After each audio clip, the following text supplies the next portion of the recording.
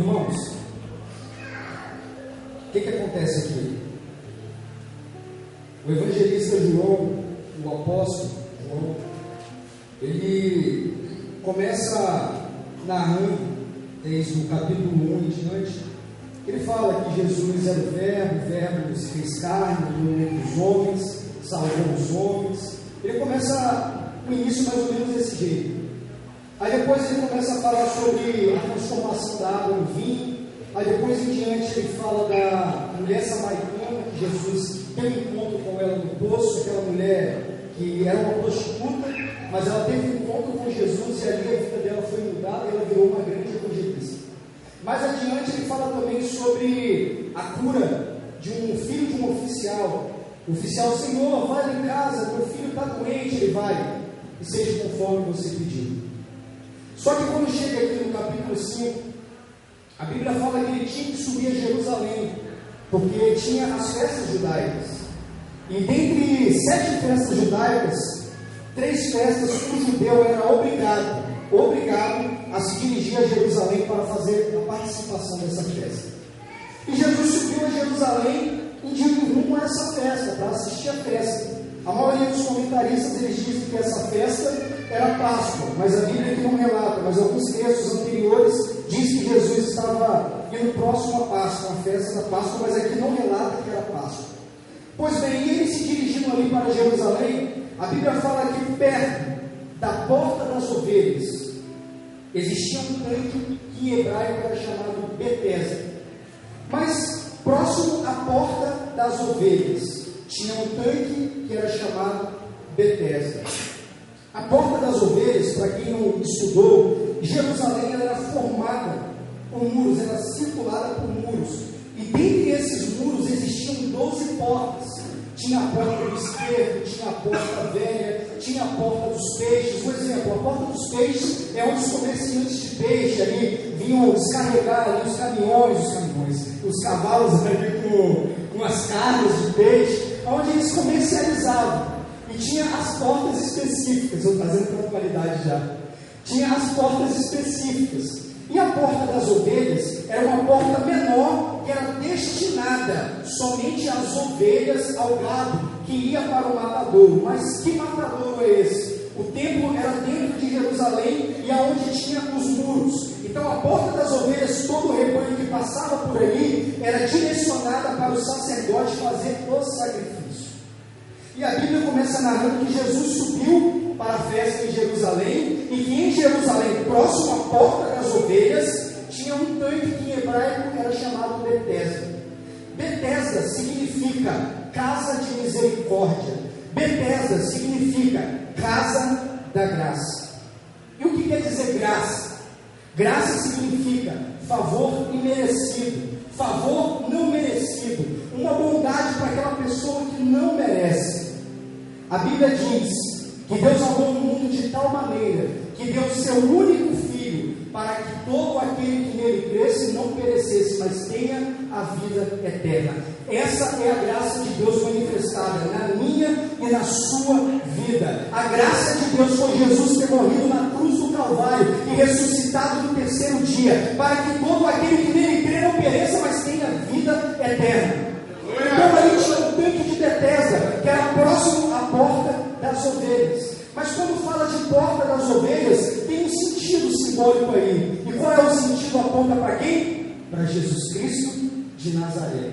Porque se você olhar no Evangelho de João, capítulo 10, Jesus começa narrando ali quem é o pastor, que o pastor dá a vida pelas ovelhas. E ali ele começa falando que o ladrão veio senão para roubar, para matar e para destruir, mas que ele veio para dar vida e vida com abundância. Mas aí quando chega em João capítulo 10, versículo 8, ele diz: eu sou a porta das ovelhas. E quando vai no versículo 9, ele diz o seguinte: eu sou a porta, aquele que entrar por mim tem a vida eterna. Então ali em Tanque de Betesda, a casa de misericórdia, a casa da graça, estava próximo à porta das ovelhas. Ela estivesse simbolizando o quê? Todos os enfermos, todos os doentes, todos os que estavam distanciados do Senhor, estavam próximos da salvação. E não é diferente nos dias de hoje. Talvez a sua vida estava vindo desregrada, talvez a sua vida estava vindo distante do Senhor. Senhor, mas a porta das ovelhas está aqui nessa noite. O nome dele é Jesus Cristo de Nazaré.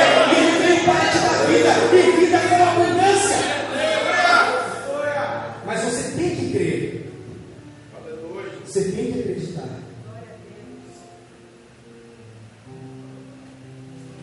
Sujo, mas... Bom, obrigado. Sincero. Irmãos, e aí às vezes a pessoa está com uma caça de feijão, a pessoa não tem coragem de falar, eu falo logo, eu vou está com uma caça de feijão aí, você nem chega aqui. Está ajudando, pô, deixa o cara, está livre, né? Amém. Acho que é que você é baba de tudo gritar. Mas enfim, a porta, está gravando não, mas eu a porta, depois eu digo, a porta das ovelhas era próximo ao tanque de Betesda. E como a gente leu aqui no texto, ali tinha 5 alpendres. O que é 5 alpendres? O que é alpendre? Alpendre eram os repartimentos que tinham próximo àquele tanque. Alpendre era um local de abrigo. Imagina você aqui, no meio tem um tanque, e aqui do lado tem 5 repartimentos, 5 galerias, provavelmente elas cobertas, aonde tinham os coxos, os mancos, os paralíticos, os cegos, os deficientes.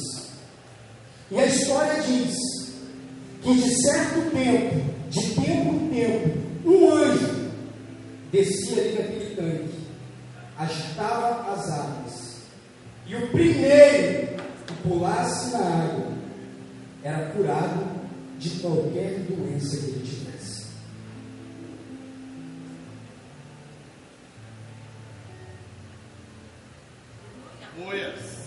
Existiam ali muitos coxos, os excluídos da sociedade, provavelmente judeus, a maioria, que tinham sonhos, que tinham propósitos, que tinham desejos, mas os sonhos deles estavam mortos, estavam eliminados, estavam no fundo do poço por causa da situação e a condição que eles estavam vivendo.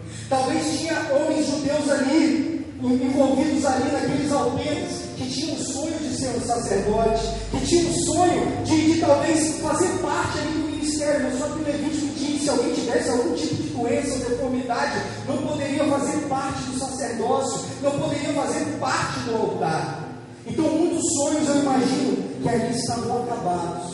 Eu imagino que naquele alpendre ali, muitos sonhos estavam frustrados.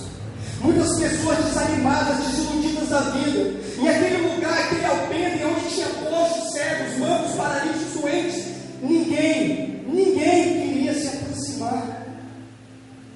Ninguém queria se aproximar. Porque eram pessoas excluídas. Eram pessoas que os judeus não faziam a mínima importância de lá levar um pão, de lá levar uma água, de lá levar a palavra. Porque eles só queriam estar dentro do templo. Eles só queriam ter comemorações. Eles só queriam estar nas festas anuais. Eles só queriam comer os melhores banquetes. Eles só queriam vestir as melhores roupas. E detalhe, na porta das ovelhas ficavam os pastores ali, direcionando as ovelhas para o matador. Do lado de dentro, obviamente, ficava o servo do sacerdote, que pegava aquelas ovelhas e levava para o destino dela. Aquela porta das ovelhas estava simbolizando, tipificando Cristo. Ao mesmo tempo ele é a porta, mas ao mesmo tempo ele foi o sacrifício. Eu imagino que quando Jesus passou naquele lugar, ao mesmo tempo ele é a porta, ao mesmo tempo ele é o sacrifício. Eu imagino ele olhando para aquela porta, imaginando: papai, está chegando o momento que eu vou rumo ao matadouro, está chegando o momento que meu sangue vai ser derramado por muitos. Aleluia. Se você voltar no capítulo 1, alguns versículos para frente do Evangelho de João, ele começa narrando sobre João Batista, que João Batista, quando vê Cristo, diz: eis o Cordeiro de Deus que tira o pecado do mundo. Mas voltando naqueles homens, naquelas pessoas que estavam ali à parte, desanimadas, rejeitadas, enfermas, doentes, Jesus Cristo passou por ali. Essa foi a diferença deste dia. Jesus Cristo passou por ali. Ele poderia ter passado por outro caminho, mas ele passou por um caminho onde ninguém queria passar, aonde tinha doentes, aonde tinha enfermos, seja físico ou espiritual. Ele passou por ali aonde o sacerdote, o sumo sacerdote, o levita, o ancião, todos os sinédrios não queriam passar. Vamos conjecturar como é que eram esses homens. Eram aqueles, com as vestes bonitas, eram aqueles homens que gostavam de falar bonito, que gostavam de se assentar nos melhores, na frente de todas as festas, que gostavam de entrar na casa das viúvas com grandes orações, com palavras estendidas e roubar tudo que elas tinham. Eram homens que se diziam ser de Deus, mas Deus estava distante deles, como Eli. Eli era um sumo sacerdote. Ele tomava conta do templo de Deus, mas só que Eli estava na casa de Deus, mas estava longe de Deus, ao ponto do menino de aproximadamente 8 anos ouvia a voz do Senhor, mas Eli, que era separado, o sumo sacerdote, não ouvia a voz do Senhor. Qual foi o final de Eli? Caiu numa cadeira e quebrar o pescoço. É o que acontece quando nós nos distanciamos do Senhor. Nós caímos da cadeira e na maioria das vezes quebramos o pescoço. Mas o que quer dizer quebrar o pescoço, irmãos? Na morte espiritual. Porque é o que acontece. Você vai se distanciando, se distanciando, se distanciando. Pensa que não, você cai da cadeira, daqui a pouco quebra o pescoço. Você está longe de Deus. Talvez a sua condição seja essa nessa noite, mas eu estou aqui para te entregar uma boa nova. Ele é Jesus Cristo de Nazaré. Ele é o autor da vida. Ele é a ressurreição e a vida. Quem crê nele passará da morte para a vida. O nome dele é Emanuel, Deus conosco, o príncipe da paz, fiel, conselheiro, o grande sumo sacerdote, que quando consumar tudo que for para ser consumado no juízo, ele vai ser um grande juiz. Hoje nós temos um advogado no Senhor. Busque enquanto você pode achar. Abra seu coração para o Senhor nessa noite. Não é terror gospel, não é terror da palavra, mas é simplesmente a verdade. Busque enquanto você pode buscar, porque vai chegar um dia que ele vai ser o juiz. Hoje nós temos um advogado. Ele intercede por nós, ele nos ajuda do lado do Pai. Mas só que vai chegar um grande dia que não vai ter como mais nós buscarmos.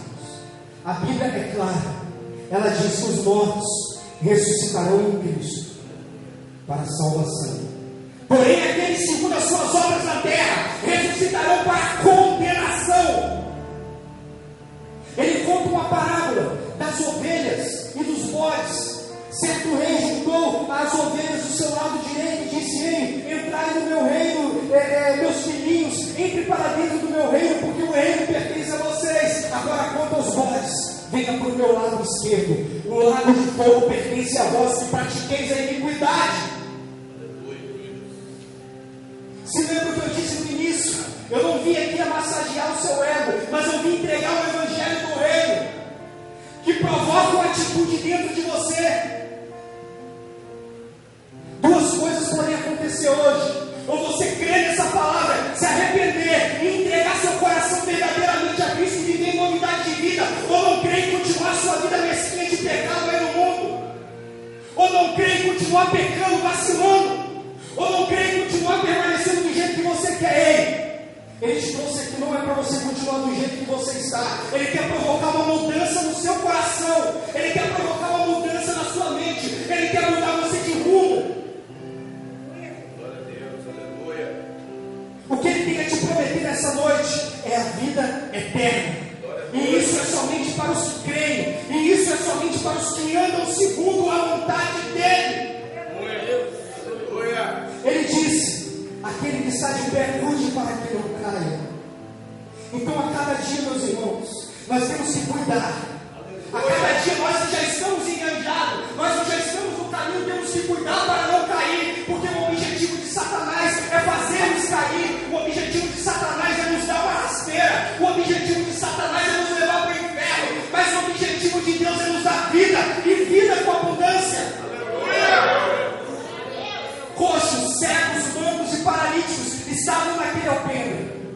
5 repartimentos, você imagina. Pessoas gemindo de dor, pessoas que não conseguiam falar, talvez não conseguiam andar, chagas, doenças, enfermidades, lepras. Tudo de ruim estava ali, no tanque de Betesda. E detalhe, a esperança deles era a vinda de um anjo para agitar aquelas águas.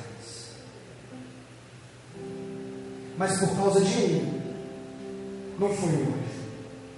Por causa de um, não foi o anjo. Sabe quem foi? Foi o dono do anjo. Sabe qual é a diferença? Anjo, tinha muitos ali.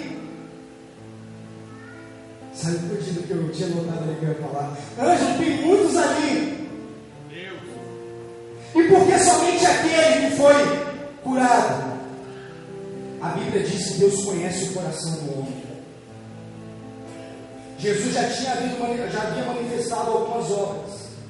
Ele já havia manifestado algumas curas. Meu ponto de vista, eu, anjo, acredito que aquele homem, talvez todos ali ouviram falar de Jesus, mas todos estavam na expectativa do anjo, mas talvez aquele homem, no seu coração, começou a aflorar alguma coisa de Jesus Cristo. Começou a pensar: quem é esse homem? Quem é esse homem que transformou a água em vinho? Quem é esse homem que curou o filho de um oficial? Quem é esse homem que transformou a vida de uma prostituta em Samaria e fez dela um evangelista? Quem é esse homem? É Jesus Cristo de Nazaré. A Bíblia fala que Jesus vai ao encontro daquele homem. E havia 38 anos que aquele homem estava nessa condição, paralítico, inválido. 38 anos, não são 38 dias. Muitas das vezes no que nos queixamos, isso não está passando. Só tem 2 meses e nós estamos, isso não está passando. Aquele homem tinha 38 anos naquele estado. Ele foi abandonado pelos parentes. Ele não tinha ninguém para ajudá-lo. A Bíblia diz isso, como nós lemos, ele não tinha ninguém. Todo mundo que estava ali estava interessado no seu próprio desejo. O anjo agitava a água, primeiro pulava, tchau gente. O outro tempo o anjo agitava a água, pulava, outro, tchau gente. Mas aquele homem não podia andar. Eu imagino quando a água se movia, ele se rastejava. Quando a água se movia, ele tentava de qualquer jeito. Quando ele pensava que ele ia, pulava outro mais esperto e saía curado. Você imagina a decepção? 38 anos, esse homem vendo pessoas entrando e saindo curado, entrando e saindo curado, entrando e saindo curado. E muitas das vezes nós nos encontramos na mesma situação. É só comigo que isso não acontece. É pessoa entrando e saindo abençoada, entrando e saindo abençoada. Parece que a minha vida, parece que Deus me deixou de lado. Parece que Deus só olha para o outro. Ei, Deus conhece o seu coração. Deus conhece o coração de cada um. Não fique olhando para o outro, olhe para si mesmo, olhe para dentro de você. Se preocupe com a sua vida e não com a vida do próximo. Se for se preocupar com o próximo, se preocupe com o amor, no que você pode ajudar. 38 anos de tristeza, 38 anos de sofrimento, 38 anos. Em Lucas capítulo 4, após Jesus sair do deserto, a Bíblia fala que ele entra na sinagoga e ali ele começa a pregar. A Bíblia fala que entregam a ele o rolo do profeta Isaías. E quando ele abre aquele rolo, que na nossa Bíblia está em Isaías capítulo 61, versículo 1, ele lê: o Espírito do Senhor está sobre mim, porque Ele me ungiu para anunciar as boas novas aos cativos, para libertar os que estão em condição de prisão, para dar vistas aos cegos e anunciar o ano aceitável do Senhor. E de repente ele fecha o rolo, se assenta e diz: hoje se cumpriu essa escritura. Não sabia aquele homem que havia 38 anos naquela condição, que Jesus Cristo estava rumo ao tanque de Betesda para cumprir tudo que foi dele escrito, para cumprir tudo que foi dele, foi proclamado pelos profetas, pelos salmos, pela Torá.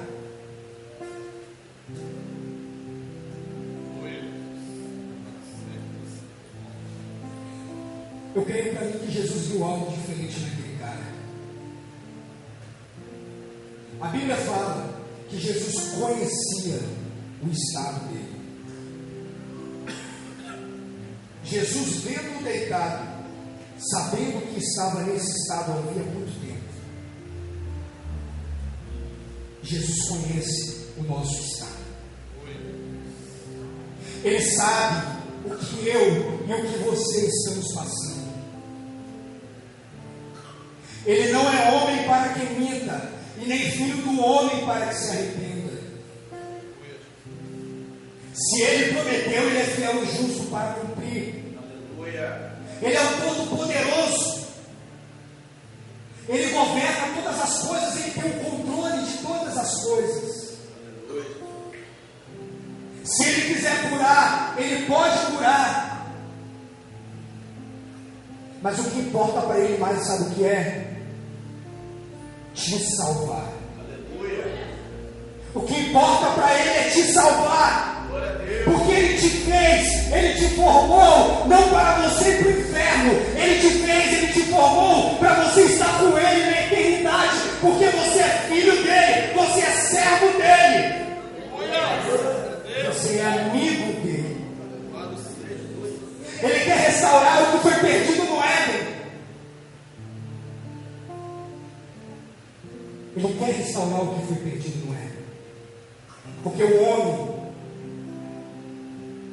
era visitado por Deus todos os dias. Hoje nós somos através do Espírito Santo. Mas vai chegar um momento que você vai ver o trono de Deus. Vai chegar um momento que você vai poder contemplar aquele que tem os cabelos brancos como a neve, os olhos como chama de fogo, os pés como os latão reluzente, aquele que está sentado no cavalo branco, que diz Apocalipse, e no manto na sua coxa direita está escrito Rei dos Reis e Senhor dos Senhores. Vai chegar um dia, se você for fiel até o fim, que você vai estar face a face com o seu mestre. Vai chegar um momento que Apocalipse diz que todas as lágrimas vão ser enxugadas dos seus olhos. Nós estamos chorando hoje, nós estamos planteando hoje, nós estamos gemendo hoje por causa do pecado que está infiltrado no mundo. Mas Ele é fiel e justo. Ele está conosco até o fim dos tempos. Ele não desampara os seus. Ele te dá a solução. Ele te pega no colo. Ele pega na sua mão e diz: não temas, porque eu sou contigo.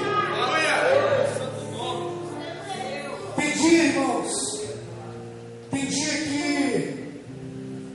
eu fico melancólico, eu fico angustiado, eu fico com o coração apertado. Tem dias que eu falo: meu Deus, eu não vou aguentar, está muito difícil, eu não vou aguentar, Senhor, está muito difícil, é muita luta, é muita pressão, é muita aflição, é de todos os lados as setas vindo, é de todos os lados. Mas aí vem o Espírito Santo e ministra no meu coração, aí eu mesmo falo comigo o que fazer, para onde ir. Só o Senhor tem as palavras de vida eterna. Para o mundo eu não volto mais, para as garras do diabo eu não volto mais. Então, se é para sofrer, vamos sofrer por Cristo, porque Ele é o consolador da nossa fé.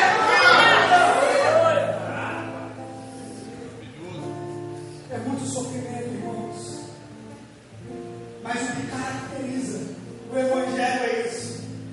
Porque se não fossem as aflições dos santos, dos apóstolos, dos mártires, o Evangelho não teria chegado até nós hoje. E se não for por nossas aflições, o Evangelho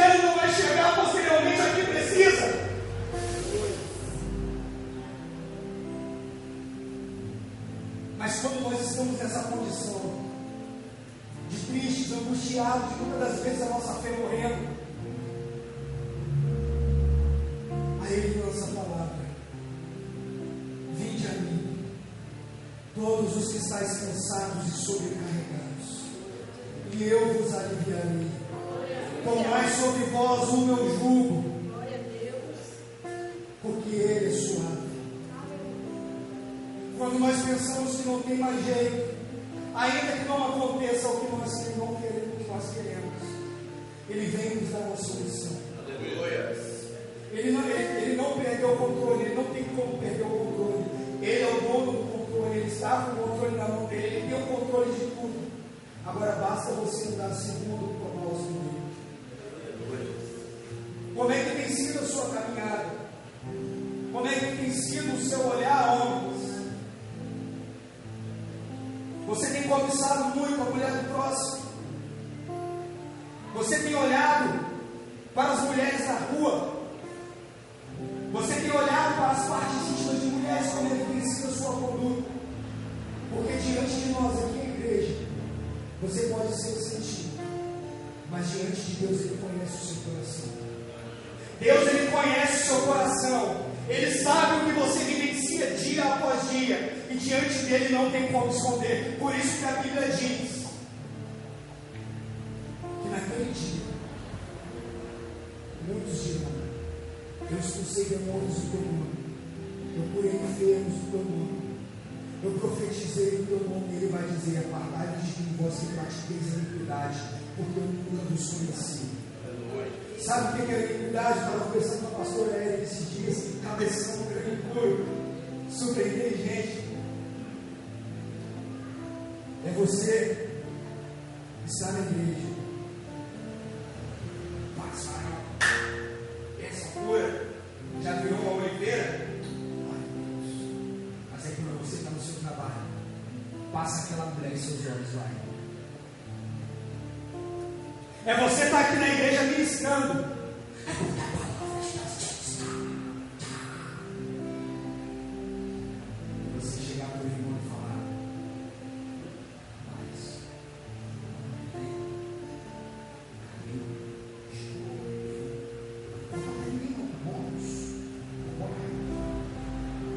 é você estar na casa do Senhor na frente de todos, dizendo o Senhor uma coisa, mas na verdade não é nada. É você ser falso, hipócrita. É isso que vai te conduzir para o inferno. Mas Jesus Cristo de Nazaré está dizendo: arrependei-vos, arrependei-vos, arrependei-vos, porque é chegado o reino dos céus. 38 anos nessa condição, paralisado. E é o que Satanás tem feito com muitas pessoas dentro da igreja. Quem está no mundo precisa de salvação. Quem está dentro da igreja precisa de libertação. Mas como é isso? Que doideira é essa, Ângelo? É se libertar dia após dia. Porque é passo a passo. Você, quando vem para Cristo, você não igual eu, acho que tem 6 anos já que eu estou na caminhada, tem muita diferença hoje para o dia que eu aceitei.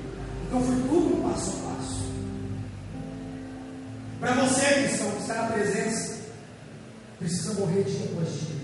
Precisamos matar o nosso eu dia após dia. E para você que ainda não entregou a sua vida a Cristo, se arrependa, porque é chegado o reino dos céus. A qualquer momento, a Bíblia diz que a trombeta vai tocar, e o Senhor vai recolher os seus aqui da terra. Quem está morto vai ser ressuscitado, Paulo diz. E quem está vivo em Cristo vai ser transformado num corpo glorificado. Não vai sentir dor, não vai sentir fome, não vai sentir sofrimento. Porque o grande fiel sumo sacerdote, o supremo pastor, vai estar apacentando os seus.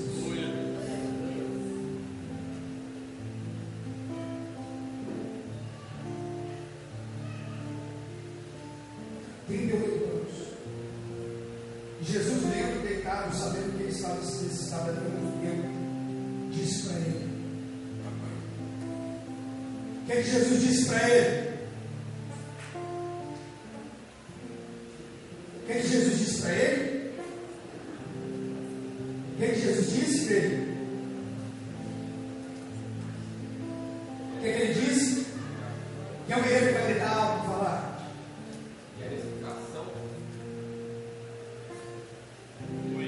Queres explicação? Queres ser curado? Ele faz uma pergunta para aquele homem. Aí você me diz, rapaz, mas Deus me perdoa. Eu pergunto um pouco tola, assim, sei lá, o cara está ali naquele estado e pergunta para ele, você quer ser curado? É óbvio que o cara vai falar que quer. Mas sabe por que Jesus perguntou isso para ele? Porque existem muitas pessoas que não querem sair do estado de si. Existem muitas. Vai no bar, vai em qualquer lugar da rua e fora. São poucos que vai dizer: eu quero aceitar a Cristo, eu quero ser salvo, eu quero mudar de vida, eu aceito a Cristo agora. Então me leva para onde você tem que me levar, para uma clínica, para a igreja, me ajuda. São poucos. Foi por isso que Jesus perguntou para ele: queres ser curado? Porque talvez a maioria que estava ali já estavam acostumados com aquele estado. E muitos ganhavam dinheiro em cima disso, pedindo esmola. A Bíblia fala que na porta formosa, não é isso? A porta formosa do templo, quando subiu Pedro e João, se eu não me engano, tinha um coxo, eu sempre falo sério, tinha um coxo ali na porta. E o coxo ali, coitadinho, dá um dinheiro, moço, dá um dinheiro. Aí chegou o apóstolo e disse: eu não tenho ouro e não tenho prata, mas o que eu tenho eu te dou, levanta aí. Aleluia, aleluia. Então muitos ganhavam dinheiro, então talvez muitos já estavam acomodados, já queriam ficar daquele jeito. E é o que acontece nos dias de hoje. Nem todos serão salvos. A salvação é para todos, mas nem todos serão salvos. Essa é a realidade. Nem todos serão salvos. A salvação é para quem crê. A salvação é para quem acredita. A salvação é para quem quer mudar de vida. A salvação é. Glória a Deus. Ele está perguntando: queres ser curado? Você quer ser curado da pornografia? Você quer ser curado da prostituição? Você quer ser curado do adultério? Você quer ser curado dos pecados sexuais? Você quer ser curado da mentira? Você quer ser curado da ganância? Você quer ser curado de todos os pecados? Quer ser curado? Ele está fazendo essa pergunta para você nessa noite. Quer ser curado? Agora vai depender de você. Para ele fazer o que ele fez na vida daquele homem, na sua, vai depender de você. Aleluia. E não adianta chegar bonitinho, eu quero. Mas é o seu caminhar que vai determinar se você verdadeiramente aceitou ou não aceitou. Porque uma coisa é você aceitar, outra coisa é você andar nele. Uma coisa é você aceitar, outra coisa é você andar nele. E aquele homem estava naquela condição. O mestre chega para ele: quer ser curado? Mas é mais louco ainda, porque ele vira e vem ele fala assim: mas eu não tenho quem pode me jogar no tanque, porque quando o anjo agita a água, pula outro primeiro, aí não tem como, eu não tenho ninguém por mim. Jesus está te perguntando, e você está dando um monte de desculpa. Jesus está querendo te salvar, te transformar, te restaurar, e você está dando um monte de desculpa. Quantas pessoas não foram chamadas para vir hoje? Não é porque hoje tem isso, é porque hoje tem aquilo, dando desculpa.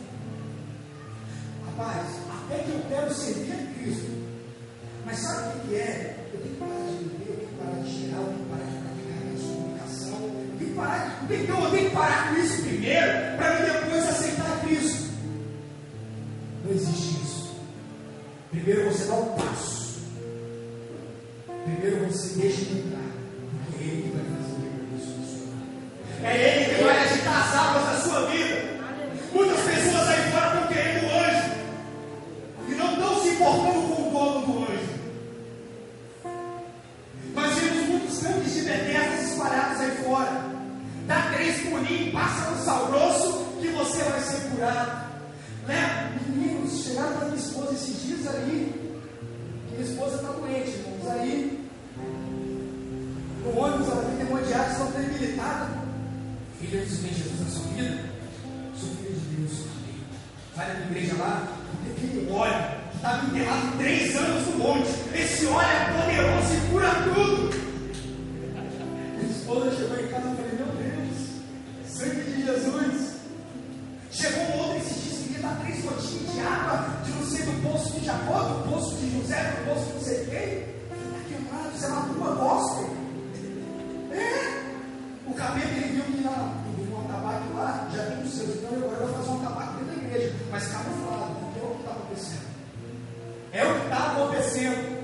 Muitas pessoas aí estão dizendo que estão pregando Cristo, mas são falsos mestres, são falsos profetas, estão conduzindo o povo de Deus para o inferno, mas só que o que é deles está guardado, porque a Bíblia fala que Deus não deixa se esclarecer.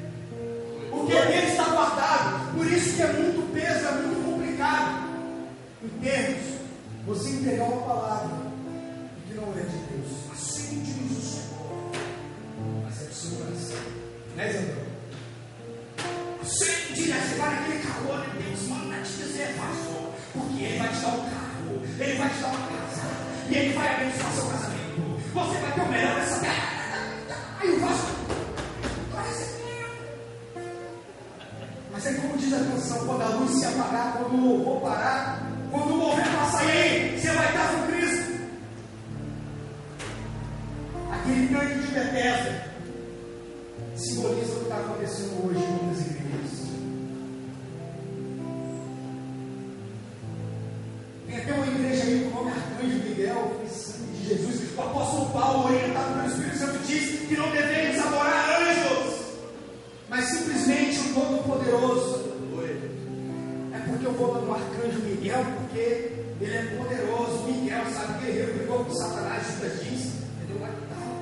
Miguel, rapaz. Foi quando Daniel disse lá que ele orou a Deus lá e Gabriel ficou preso na região celestial. Aí Miguel foi com a espada lá e livrou ele. Tá Miguel, rapaz. Miguel está aqui do meu lado. É o que está acontecendo nos dias de hoje. Muitas pessoas estão querendo anjo, mas não querem compromisso com o dono do anjo.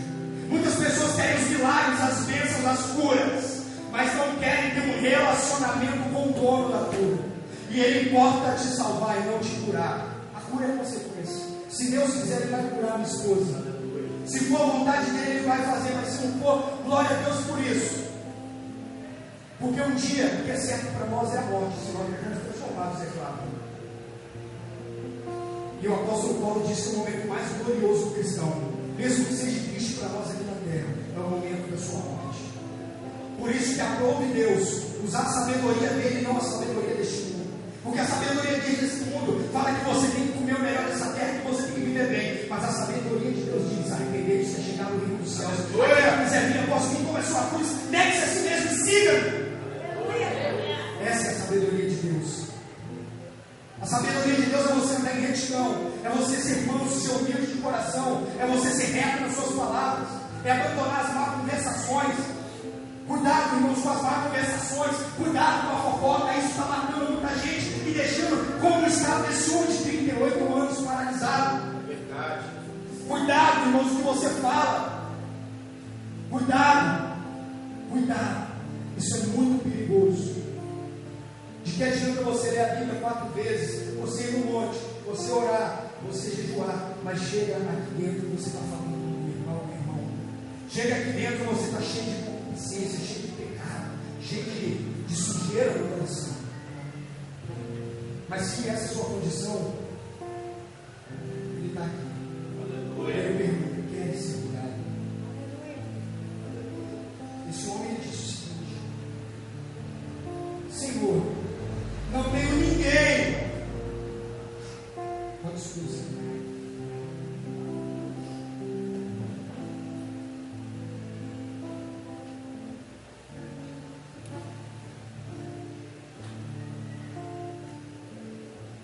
Não tenho ninguém que me ponha no tanque quando a água é agitada. Quando estou tentando entrar, desce outro de jeito.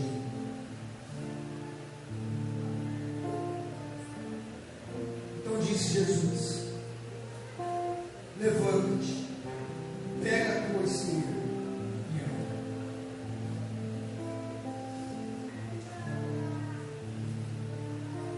3 imperativos que aquele homem não poderia fazer.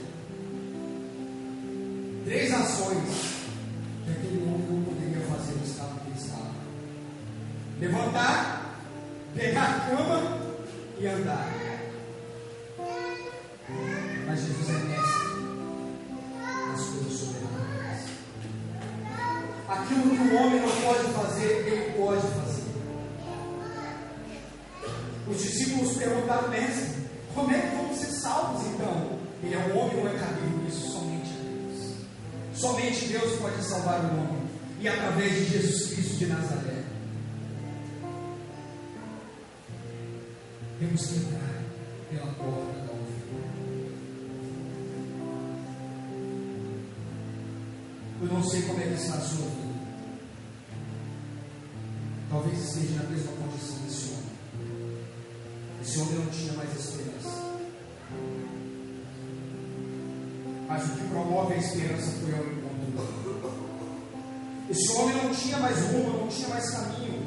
Ele foi abandonado, ele disse que não tinha ninguém para ajudar ele. Talvez você diz: Ângelo, eu estou abandonado, não tem ninguém para me ajudar.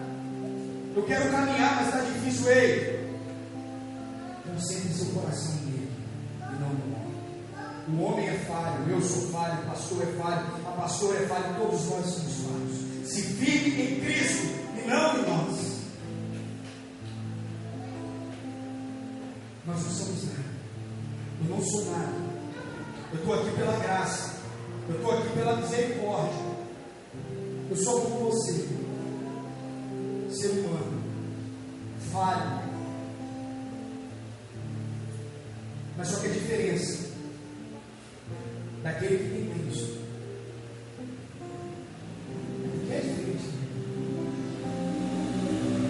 É diferente. Imediatamente o homem foi curado, pegou a sua esteira e pôs-se a andar. E aquele dia era sábado. Então os judeus disseram ao homem que tinha sido curado: é sábado, e a lei não permite que você carregue a sua cama. Ele respondeu: o homem que me curou me disse: pegue a sua cama e anda. Então lhe perguntaram: quem é o homem que mandou que tomasse a cama e andasse? O homem que fora curado não sabia quem era, pois Jesus se tinha retirado por entre a multidão daquele lugar. Atente para aqui. Mais tarde, Jesus o encontrou no templo e disse: olha, agora já estás curado. Não peque mais, para que coisa pior não te aconteça. Esse texto aqui, esse pedaço que eu li, todos os comentaristas comentam que a situação daquele homem de 38 anos era consequente ao pecado. O pecado distancia o homem de Deus. Cristo está te chamando para o arrependimento. Cristo está te chamando para a salvação. Cristo está te chamando para você sofrer por Ele, para você ser diferente na sua casa, na sua família, no seu bairro, no seu trabalho, com emprego ou sem emprego, passando provas ou não passando provas. Ele está te chamando, quer ser curado, e se você querer, você vai ser curado nessa noite. Talvez não da parte física, mas do seu coração. Porque esse é o objetivo dele, é salvar e buscar aqueles que estão perdidos.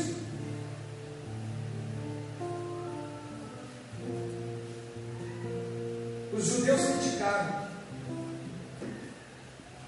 Por quê? Porque na lei de Moisés não era permitido fazer nenhum trabalho no sábado. Mas quando Jesus veio e disse: eu sou o Senhor do sábado.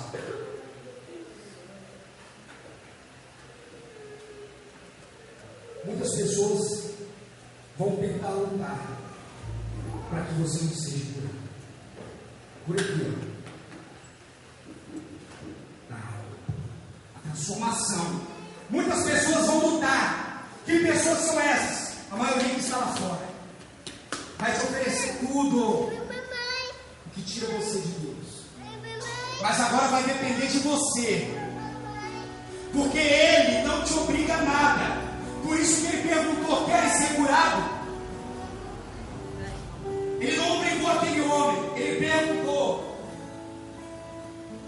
Escolhe de perguntar.